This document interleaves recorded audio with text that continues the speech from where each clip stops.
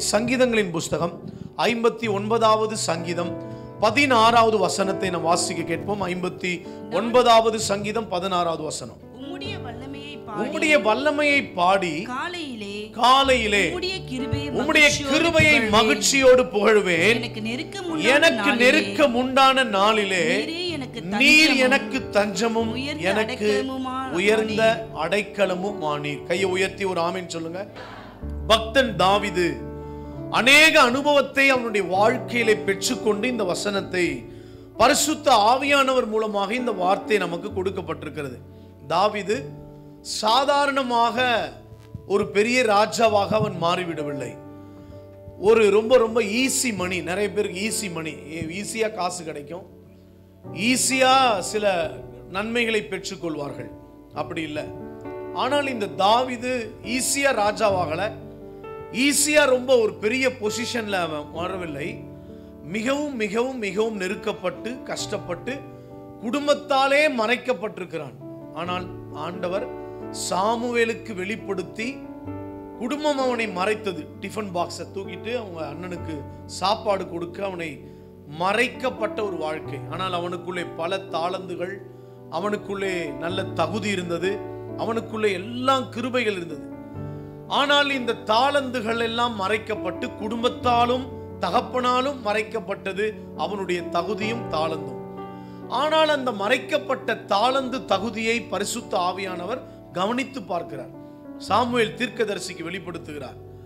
உன்னை பெரிய ராஜாவாக்க மாற வேண்டும் என்று அவனுக்கு புரியல. இவன் தான் ராஜாவா என்பது அவனுக்கு புரியல. ஆனால் கர்த்தர் சொல்றார், இவன் தான் ராஜா, இவனைத்தான் அபிஷேகம் பண்ண வேண்டும் என்று தேவன் அபிஷேகம் செய்து ஒரு பெரிய தகுதியை அவனுக்கு ஆண்டவர் நடப்பித்து கொடுத்து ராஜாவாக மாற்றுறார். அவன் அதை ராஜாவா மாறின பிறகு ஏகப்பட்ட அனுபவத்தை சங்கீதத்திலே புஸ்தகத்தில் எழுதி வைக்கிறார். அதுல சொல்றாரு, நான் உம்முடைய வல்லமையை பாடி. நம்ம எப்பவுமே பாடுற பாட்டு என்னது? பஞ்ச பாட்டு, புலம்பல் பாட்டு. எப்பவுமே எனக்கு கஷ்டம், நெருக்கம், நாளைக்கு என்ன செய்ய போறேன், நாளை எனக்கு என்ன பிரச்சனை வரப்போகிறது என்று தெரியவில்லை, சூழ்நிலை சரியில்லை, என்னுடைய எங்கு சுற்றி பார்த்தாலும் இருளாக இருக்கிறது, வேதனை இருக்கிறது, இவைகளை நாம் பேசிக் கொண்டிருப்போம். ஆனால் தாவீது நமக்கு கற்றுக் கொடுக்கிற அனுபவம் என்ன? நான் ஆண்டவருடைய தேவனுடைய வல்லமையை பாடுவேன். இது எந்த சூழ்நிலையில் சொல்கிறார்? கஷ்டமான நெருக்கமான குடும்பத்தால் புறக்கணிக்கப்பட்ட சமயத்தில், எல்லாராலும் ஒதுக்கப்பட்ட நேரத்தில் அவர் வல்லமையை நான் பாடுவேன் என்று சொல்றார். காலையிலே கிருபையை மகிழ்ச்சியோடு புகழுவேன். அவர் ஆண்டவருடைய கிருபையை மகிழ்ச்சியோடு புகழ்ச்சியோடு பேசிக்கொண்டே இருக்கிறார். நம்மை போல எப்ப பார்த்தாலும் நெகட்டிவான பேச்சு, நெகட்டிவான வார்த்தை, எப்பவுமே பாசிட்டிவ் திங்கிங் நமக்கு இல்லை. ஃபெயிலியர்ஸை பத்தி, தோல்விகளை பத்தி பேசுவது, தப்பானவர்களை குறித்து பேசுவது, தப்பான நபர்களை குறித்து பேசுவது, தப்பான நபர்களோடு ஐக்கியம் வைப்பது, தப்பான ஆட்களை மேன்மைப்படுத்தி கொண்டிருப்பது. வசனத்தை விட்டுருவான், கர்த்தருடைய சத்தியத்தை விட்டுருவான். ஆனால் உலக பிரகாரமான மனிதர்களுடைய புகழ்ச்சியை பேசிக்கொண்டே இருப்பான் சில பேர்.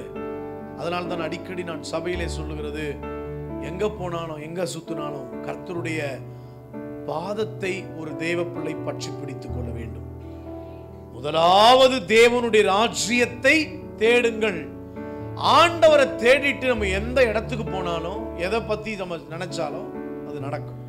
யார் ஒருவன் புகழ்ச்சியை, கர்த்தரை குறித்து புகழ்ச்சியாக காலையில் எழுந்தவுடனே புலம்பல் பாட்டு, பஞ்சப்பாட்டு, உலக பிரகாரமான மனிதர்களை குறித்த புகழ்ச்சி அல்ல, தாவீதை போல வல்லமையை பாடி கர்த்தரை புகழ்ச்சியாக, அவர் நமக்கு கொடுத்ததை பெரிய பெரிய கிருபையை விட்டுரும். நமக்கு கொடுத்த ஒரு பெரிய இறக்கம் என்ன தெரியுமாங்க?